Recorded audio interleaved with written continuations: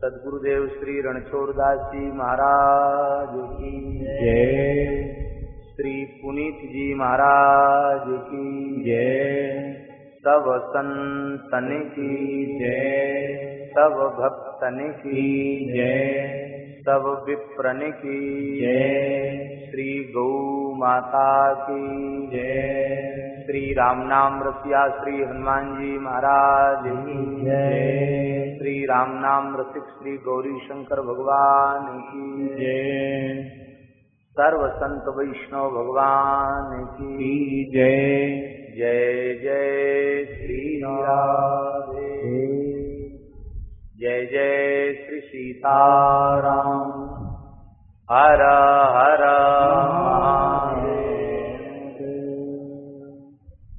श्री राधा रानी की जय। श्री राधाष्टमी महामहोत्सव की जय। श्री वृषभानु बाबा की जय। श्री कीर्ति मैया की जय। श्री रावल बरसाना धाम की जय। सब संतन की जय। जय जय श्री राधे। आज राधाष्टमी भी है। राधा जी का प्राकट्य दिवस आज ही राधाष्टमी। हरिशरणम भक्त वांछा कल्पतरु भक्त वत्सल शरणागत वत्सल दीन बंधु दया सिंधु कृपा सिंधु श्री रघुनाथ जी की महती कृपा करुणा से राजकोट में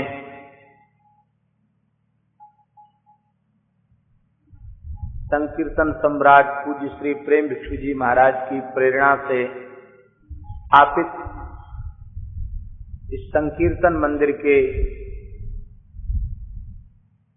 दिव्य भव्य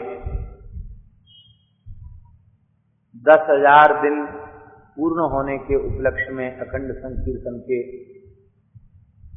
और इस संकीर्तन मंदिर के कायाकल्प महोत्सव के अवसर पर परम नामनिष्ठ संत कलि पावनावतार श्रीमद् गोस्वामी तुलसीदास जी महाराज की पवित्र वाणी के माध्यम से मानस में नाम वंदना के माध्यम से हम लोग सत्संग लाभ प्राप्त करें। कल तो नाम वंदना की भूमिका ही हुई। नाम वंदना क्यों आवश्यक है, नाम वंदना क्यों आवश्यक है, इसकी चर्चा भी कल हमने की। नाम वंदना को 9 दोहे में कहने का प्रयोजन क्या है, इसकी भी चर्चा हमने की। और गोस्वामी जी के समग्र जीवन में नाम का ही प्रताप है, यह चर्चा भी भगवत कृपा से कल की। 9 दोहे में नाम की स्तुति करने का प्रयोजन क्या है, हेतु क्या है, इसकी भी चर्चा हमने की। और अति संक्षेप में कहें तो गोस्वामी जी ने कहा, जाने बिन न होए प्रतीति, बिनु प्रतीति होए नहीं प्रीति, और प्रीति बिना नहीं भगति दृढ़ाई, जिम खगेश जल के चिकनाई। तो यद्यपि नाम की संपूर्ण महिमा तो नामी भी नहीं कह सकता। कहूं कहां लग नाम बढ़ाई, राम न सकहि नाम गुण गाई। किंतु फिर भी इन 9 दोहे के माध्यम से नाम का स्वरूप, नाम की महिमा, नाम का प्रभाव जब श्रद्धावान साधक को प्राप्त होगा तो फिर उसकी नाम में निष्ठा अवश्य उत्पन्न हो जाएगी, नाम में प्रीति उसकी जागृत हो जाएगी। कल हमने एक बात और कही थी, केवल स्मरण कराने के लिए कह रहे हैं। जीव के कल्याण का सर्वोपरि सर्वश्रेष्ठ अत्यंत सहज सरल सुगम मार्ग भक्ति है। कल ज्ञान की भी चर्चा हमने की थी, कर्म की भी चर्चा की थी और भक्ति की भी चर्चा की थी। और भक्ति को गोस्वामी तुलसीदास जी महाराज ने मणि कहा है। राम भगति मणि उर्वश जाके दुख लवलेश न सपने उताके, तो भक्ति को मणि कहा। और श्री नाम को भी मणि कहा। राम नाम मणि दीप धरु जीह देहरी द्वार, तुलसी भीतर बाहर जो चाहत उजियार।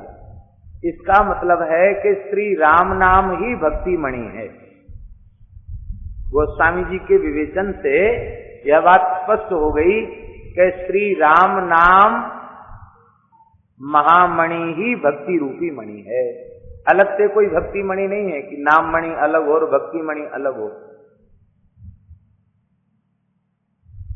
यदि हम ऐसा कहें कि भक्ति का प्राण भगवान नाम है, तो इसमें कोई अतिशयोक्ति नहीं होगी। भक्ति का प्राण भगवान नाम है, बिना भगवान नाम के भक्ति संभव नहीं है। किसी नास्तिक ने प्रश्न किया, नाम लेने से क्या होगा, नाम जपने से क्या होगा। अभी शायद कल की ही बात है, भातेलिया जी कह रहे थे, नाम लिया जिन सब लिया सकल शास्त्र का भेद, बिना नाम नरके गया पढ़ी पढ़ी चारों वेद। नानक जी का है ना, नानक जी का है, श्री नानक जी महाराज का ये दोहा है। नाम लिया जिन सब लिया सकल शास्त्र का भेद, बिना नाम नरके गया पढ़ी पढ़ी चारों वेद। श्री ठाकुर विजय कृष्ण गोस्वामी से किसी नास्तिक ने प्रश्न किया कि आप नाम की बहुत महिमा गाते हैं, नाम जप की बहुत प्रेरणा देते हैं, नाम जप से क्या लाभ है, नाम में क्या स्वाद है। अरे मिश्री मिश्री मिश्री मिश्री मिश्री मिश्री कहने से मुंह मीठा नहीं होता, और नीम नीम नीम नीम नीम नीम नीम नीम कहने से मुंह कड़वा नहीं होता। नीम कड़वा है कि नहीं? लीमड़ा कहते हैं गुजराती में, लीमड़ा कहते हैं। तो नीम कड़वा है, पर नीम का बार बार उच्चारण करने से मुंह कड़वा नहीं होता। और मिश्री मीठी है, पर बार बार मिश्री मिश्री कहने से मुंह मीठा नहीं होता। फिर आप कहते हैं कि नाम लेने से मिठास आ जाती है, कल्याण हो जाता है। ये कैसे संभव है? तो उन महापुरुष ने उस व्यक्ति को फटकारते हुए कहा कि अरे मूर्ख, संसार के जड़ पदार्थ की तुलना तू सच्चिदानंद घन भगवान नाम से कर रहा है। अरे मिश्री का नाम लिया तो वो भी जड़ वस्तु है जगत की, और नीम का नाम लिया तो वो भी संसार की जड़ वस्तु है। किंतु श्री नाम महाराज वह तो जड़ और चेतन दोनों से ही विलक्षण है। अरे राम जी, जड़ और चेतन बात तो बहुत छोटी रह गई।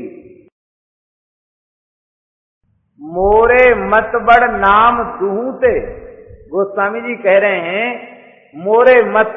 यदि कोई हमसे सलाह ले, हमसे पूछे कि हे तुलसीदास जी महाराज आपका सिद्धांत क्या है, बोले हमारा एकदम संदेह रहित सिद्धांत ये है कि नाम निर्गुण ब्रह्म से भी श्रेष्ठ है और नाम सगुण ब्रह्म से भी श्रेष्ठ है। नाम और कारण गिनाए हैं, सगुण से श्रेष्ठ क्यों है और निर्गुण से श्रेष्ठ नाम क्यों है। उभय प्रबोधक चतुर दुभाषी, अद्भुत है भगवान। तो भगवान के नाम की तुलना किसी जड़ पदार्थ से करना, यह एक नाम के प्रति अपराध। ये बात हमने इसलिए कह दी कि कहीं ज्यादा किसी पढ़े लिखे व्यक्ति के दिमाग में ये बात ना आ जाए। ज्यादा पढ़ा लिखा होना भी भारी खतरनाक है, क्योंकि ज्यादा पढ़े लिखे लोगों के कल्याण में बड़ा संदेह रहता है। उनकी बुद्धि तर्कशील हो जाती है और हर बात को वे तर्क की कसौटी पर कसना चाहते हैं। पर श्री रघुनाथ जी और श्री रघुनाथ जी का नाम ये तर्क की वस्तु नहीं है। राम अतर्क बुद्धि मन बाने, राम अतर्क है, वहां तर्क नहीं है। राम अतर्क बुद्धि मन और वाणी, राम जी वाणी से नहीं बुद्धि और मन से भी अतर्क हैं राम जी।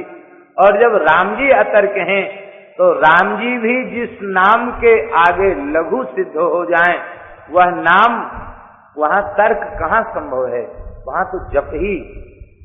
महाराज जी इस युग की बात है, बोले नाम में माधुर्य है, इसका अनुभव कैसे हो। तो श्री ठाकुर विजय कृष्ण गोस्वामी एक वृक्ष के नीचे कीर्तन करने लग गए और खूब खोल करताल बजने लगे, कीर्तन होने लग गया। कीर्तन में इतना माधुर्य बढ़ा कि उस वृक्ष से शहद की धाराएं बह निकली। वे कीर्तन करके जब नृत्य करते थे तो उनकी जटाओं से शहद टपकने लग जाता था, नाम के माधुर्य। भैया कोई करके तो देखे।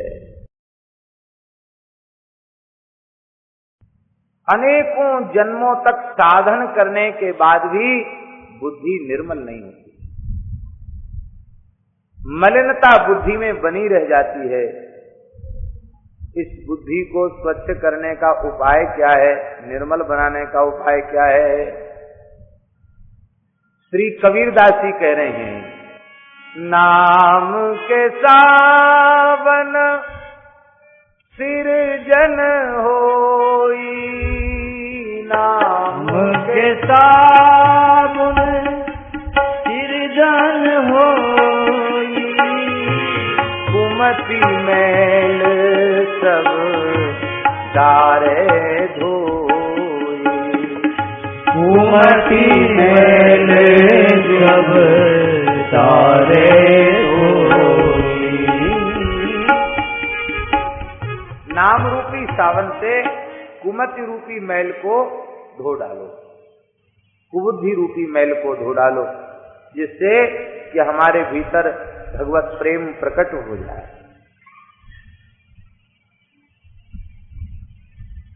देखिए, ऐसे ही किसी वस्त्र में बढ़िया से बढ़िया सावन रगड़ा जाए तो भी वस्त्र स्वच्छ नहीं होगा, होगा स्वच्छ? अच्छे से अच्छी क्वालिटी का सावन हो, सूखे कपड़े में रगड़ो तो कपड़ा स्वच्छ होगा? नहीं होगा। बड़ी महत्वपूर्ण बात है, कपड़े को गीला करो और गीला करके उसको भिजा करके आप फिर सावन रगड़ो, फिर पानी सींच करके थोड़ा डाल करके फिर पटक के धो, तो उसकी मलिनता वस्त्र की वो समाप्त हो जाएगी, वस्त्र स्वच्छ हो जाएगा। ऐसे ही नाम का सावन ये तो अपनी काया गुदड़ी में लगाना है, अपने अंतःकरण की गुदड़ी में नाम का सावन लगाना है, लेकिन सूखे सावन रगड़ने से काम नहीं चलेगा। ये भगवत कथा श्रवण जो है, सत्संग जो है, वो जल है। देखिए, कीर्तन सर्वोपरि है, कीर्तन सर्वोपरि है, तो कथा सुनने की क्या आवश्यकता है, कथा करने की क्या आवश्यकता है, सत्संग करने की आवश्यकता क्या है? बोले भगवन नाम सर्वोपरि है, भगवन नाम संकीर्तन सर्वोपरि है। ये सिद्धांत समझने के लिए कथा कीर्तन है। हमको तो कोई भी बहका देगा, पर सत्संग से हमारे भीतर दृढ़ता आती है। तो सत्संग के जल में प्रेमी अनुरागी रसिक संतों के संग रूपी सत्संग रूपी जल में अपने आप को भिजो दो, अपने अंतःकरण को भिजो दो, और भिजोने के बाद फिर श्री राम जय राम जय जय राम ये सावन लेकर के खूब रगड़ो, सत्संग का जल डाल कर पटक के धो, फिर देखो एकदम बुद्धि निर्मल हो जाए। बोलो श्री नाम महाराज की। तो नाम प्रेम जगह, यही गोस्वामी जी का प्रयोजन है। परम श्रद्धेय स्वामी श्री राम सुखदास जी महाराज ने तो यहां तक कहा है, उन्होंने कहा कि ये जो 9 दोहे हैं, हमको तो ऐसा लगता है कि इसके पूर्व जितनी भी वंदना की गई है और इसके पश्चात जितना भी वर्णन किया गया है श्री रामचरित्र का, वह सब निरूपण, वह सब जो गोस्वामी जी ने कहा है केवल इन 9 दोहों के पोषण में कहा है। आप लोग कहेंगे ऐसा कैसे? तो स्वामी जी ने विचार दिया है इस संबंध में। बोले राम जी के पूरे चरित्र का स्मरण किया है गोस्वामी जी ने 9 दोहों में। आप लोग स्मरण कीजिए, राम जी के चरित्र के महत्वपूर्ण जितने प्रकरण हैं उन सबका स्मरण किया गोस्वामी जी ने। और स्मरण करने के बाद कहा इसलिए सगुण श्री राम जी से उनका नाम श्रेष्ठ है। जैसे एक पंक्ति दें, बोले राम एक तापस तिय तारी। अब पूरी अहिल्योद्धार लीला हो गई। अच्छा, बोले राम जी ने ये काम किया तो राम जी के नाम ने, बोले नाम कोटि खल कुमति सुधारी। वहां केवल एक अहिल्या का उद्धार एक काल में एक विशेष समय में हो रहा है, और यहां तो न जाने कितनी कितनी अहिल्या। अहिल्या कौन है? कोटि खल कुमति, कुमति रूपी अहिल्या। कुमति रूपी अहिल्या, करोड़ों करोड़ों कुमति रूपी अहिल्याओं का उद्धार नाम से हो चुका है, हो रहा है और आगे भी होगा। वहां एक अहिल्या का उद्धार एक समय में हुआ और यहां तीनों कालों में कोटि कोटि कुमति रूपी अहिल्याओं का उद्धार हो रहा है, हैं? गईपति लोग आनंद भरी। श्री राम जी के चरणों में बुद्धि सीधे पहुंच रही है, कुबुद्धि सुबुद्धि होकर के रघुनाथ जी के चरणों में पहुंच रही है। तो वे कहते हैं कि संपूर्ण रामचरितमानस का निरूपण वह भी इन 9 दोहों में ही है। इसलिए परम श्रद्धेय प्रातः स्मरणीय श्री प्रेम भिक्षु जी महाराज का यह भाव बिल्कुल आर्ष और तर्क संगत भाव है। वे कहते थे कि इस मानस में जो नाम वंदना है, इस नाम वंदना का कोई श्रद्धा पूर्वक पाठ कर ले तो उसे संपूर्ण श्रीमद् रामचरितमानस के पाठ का फल प्राप्त होता है। प्रेम भिक्षु जी महाराज पूरी रामायण का पाठ है 9 दोहा, 9 दोहा कर ले तो पूरी रामचरितमानस का सार उसको आ गया। इसलिए समग्र रामचरितमानस इन 9 दोहों को समझाने के लिए है। पूरी रामचरितमानस इन 9 दोहों को समझाने के लिए ये कहें, अथवा ये कहें कि संपूर्ण रामचरितमानस का आस्वादन किए बिना ये 9 दोहे समझ में नहीं आएंगे। अथवा ये कहें कि ये 9 दोहे समझ में आ जाएंगे तभी समग्र रामचरित्र समझ में आएगा, अन्यथा रामचरित्र समझ में आने वाला। युगल सरकार का स्मरण करके और फिर नाम की वंदना कर रहे हैं। बंदऊ नाम राम रघुवर को, बंदऊ नाम राम रघुवर को, हेतु कृष्ण भानु हिम कर को, हेतु कृष्ण भानु हिम कर को, विधि हरि हर मय वेद प्राण को, विधि हरि हर मय वेद प्राण को, अगुण अनुपम गुण निधान को, अगुण अनुपम गुण निधान को, बंदऊ नाम, मैं श्री नाम महाराज की वंदना करता हूं। तब प्रश्न उठा, किसके नाम की वंदना करते हैं, किस नाम की वंदना करते हैं? तो गोस्वामी जी उत्तर दे रहे हैं, श्री राम नाम की वंदना करते हैं। तब फिर किसी ने फिर तर्क कर दिया कि राम जी के बारे में भी कुछ ज्यादा पढ़े लिखे लोगों ने अनेक समस्याएं खड़ी कर दी। आप लोग कहेंगे राम जी के बारे में कौन सी समस्या है?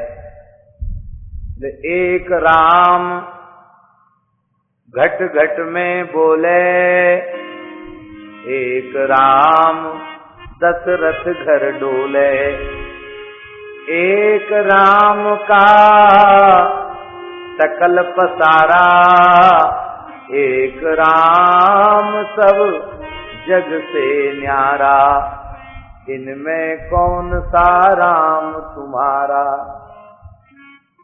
अब बेचारे हमारे जैसे सामान्य व्यक्ति की बुद्धि में तो बहुत प्रश्न उठ जाएंगे। अरे राम जी, हम तो एक ही राम जानते थे, इन्होंने तो चार चार राम जी की श्रेणियां, चार तरह के राम जी बता दिए। भैया इसका अत्यंत सरल उत्तर है, ये कबीर जी का वाक्य है। अरे इसका सरल उत्तर क्या है? बोले वही राम घट घट में बोले, वही राम दशरथ घर डोले, उसी राम का सकल पसारा, वही राम सब जग से न्यारा। अब हमें याद तो नहीं है, पूज्य श्री बक्सर वाले महाराज जी एक बात कहा करते थे। एक बाप क्या कहते थे, याद है? एक बाप माने एक ही पिता है, एक बाप तेरे बाबा को लाला, एक बाप तेरे बाबा को लाला। एक पिता तुम्हारा तुम्हारे बाबा का पुत्र है, तुम्हारी दादी का पुत्र है, और एक तुम्हारा पिता तुम्हारे ताऊ जी का छोटा भाई है, और एक तुम्हारा पिता तुम्हारे भतीजे का चाचा है, और एक तुम्हारा पिता तुम्हारे मामा का बहनोई है, ऐसा तुम्हारे मामा का बहनोई है, और एक जो है वो फूफा है, मामा है, ऐसे तमाम। हाँ, एक तुम्हारे फूफा जी का साला है, एक बाप तुम्हारे फूफा का साला। तो अब ऐसे लगाते चले जाओ। अब उस व्यक्ति से पूछो कि इनमें तुम्हारा कौन सा पिता है, तो वो क्या कहेगा? अरे भाई, वही मेरे बाबा का बेटा है, और वही मेरा पिता है, और वही मेरे ताऊ जी का छोटा भाई है, और वही मेरे मामा जी का बहनोई है, और वही मेरे फूफा जी का साला है। ये सब बात होगी कि नहीं? कि 10-5 पिता सिद्ध हो जाएंगे? 10-5 पिता सिद्ध नहीं होंगे, पिता एक ही सिद्ध होगा। तो इसलिए बंदऊ नाम, मैं नाम की वंदना करता हूं। किसके नाम की वंदना करता हूं? बोले राम नाम की वंदना करता हूं। बंदऊ नाम राम। बोले कौन से राम जी? बोले बंदऊ नाम राम रघुवर को। रघुवर राम जी। रघुवर, रघुवर शब्द का अर्थ होता है रघुसु बरह। रघुसु बरह। सूर्य वंश में सबसे श्रेष्ठ महाराजा रघु हुए। सूर्य वंश में, इक्ष्वाकु के वंश में सबसे श्रेष्ठ महाराजा रघु हुए। और रघु इतने श्रेष्ठ क्यों हुए, उसका कारण था कि रघु के पिता दिलीप ने गो सेवा की, नंदनी गाय की सेवा की, और नंदनी सुरभि की गई बचिया नंदनी ने कहा कि हे राजन, तुम मेरे इस दिव्य अमृतमय दुग्ध का पान करो, तुम्हें एक महान प्रतापी पुत्र की प्राप्ति होगी। तो महाराज गो सेवा के प्रताप से दिलीप को रघु जैसे पुत्र की प्राप्ति हुई। और रघु जी का चरित्र अपने आप में इतना अद्भुत चरित्र है, इतना अद्भुत चरित्र है कि यहां तक वर्णन मिलता है कि एक बार श्री राम जी की सभा में यह प्रश्न उठा, बोले अब इस वंश को रघुवंश न कह करके राम वंश कहना चाहिए, क्योंकि राम जी साक्षात परब्रह्म परमात्मा हैं। अब ये रघुवंश क्यों कहलावे, अब रघु जी के नाम को यहीं विराम दे दो, अब राम वंश कहना चाहिए, रघुवंश नहीं। सभा में सर्वसम्मति से प्रस्ताव पारित हो गया। राम जी के दरबार में सबकी बात सुनी जाती है, वहां बहुमत वाली बात नहीं है कि बहुमत से, 1/3 बहुमत से पारित हो जाए तो मान लिया जाएगा। वहां यदि एक भी व्यक्ति मौन है तो राम जी के दरबार में प्रस्ताव मान्य नहीं होगा। वहां तो एक भी व्यक्ति ऐसा नहीं चाहिए जो कहे कि नहीं, सबको संतोष पूरा होना चाहिए। सब लोगों ने अपने आसन से खड़े हो करके और इस प्रस्ताव का समर्थन किया, किंतु उस दरबार में एक वृद्ध ब्राह्मण विराजमान थे, वे मौन बैठे रह गए, कुछ बोले ही नहीं। राम जी ने सबके बैठने के बाद कहा कि हे विप्रदेव, आपने अपनी सहमति अथवा अपनी असहमति आपने व्यक्त नहीं की, आप मौन हो गए, क्या बात है, आप चुपचाप बैठे रहे। उन्होंने कहा भाई बात ऐसी है कि मेरी सुनेगा कौन और वृद्ध की सुनता ही कौन है, इसलिए बुद्धिमान यही है कि वृद्धों को चुप रहना चाहिए। बोले तो श्री राम जय राम जय जय राम करना चाहिए, और कुछ बोलेंगे तो फिर उनको विक्षेप पड़ेगा, वृद्धों को चुप रहना चाहिए। तो हमारी सुनेगा क्यों, क्योंकि यहाँ सब लड़कों का वातावरण है, हमारी उम्र का कोई है नहीं, हमारी बात सुनने समझने वाला कोई है नहीं, तो हम क्या कहें। बोले नहीं नहीं महाराज, आपकी बात सुनी जाएगी, मैं सुनने के लिए तैयार हूं, आप कहिए, निर्भय होकर के कहिए, निश्चिंत होकर के कहिए।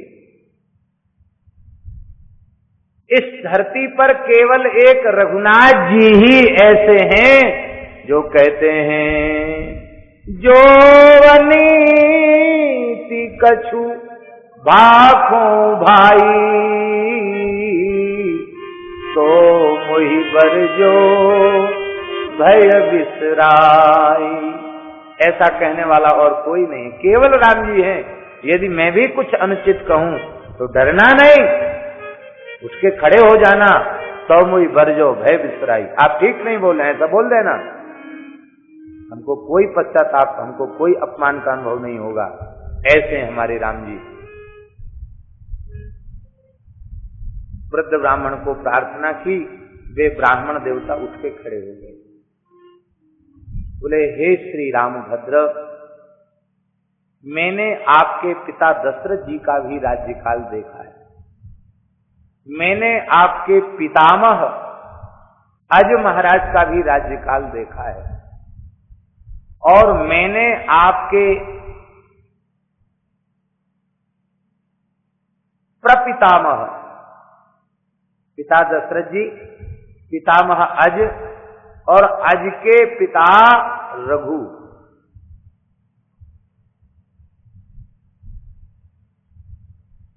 खट्वांगाद दीर्घबाहुश्च रघुस्तस्मात् प्रतुस्रवा। रघु के बाद अज के बाद दशरथ हुए। हमने रघु जी का भी काल देखा है, संपूर्ण राज्य काल देखा है।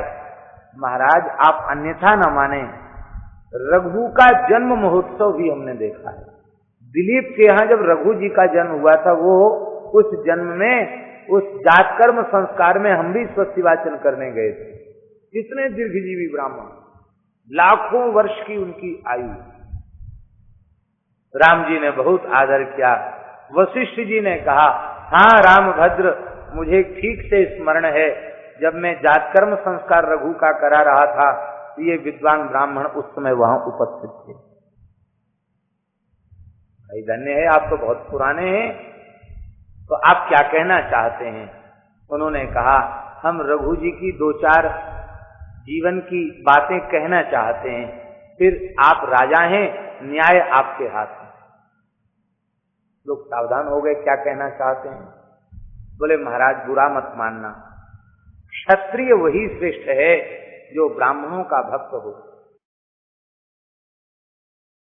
एक ब्राह्मण ने परीक्षा लेने के लिए रघु जी से रघु जी की रानी मांग ली।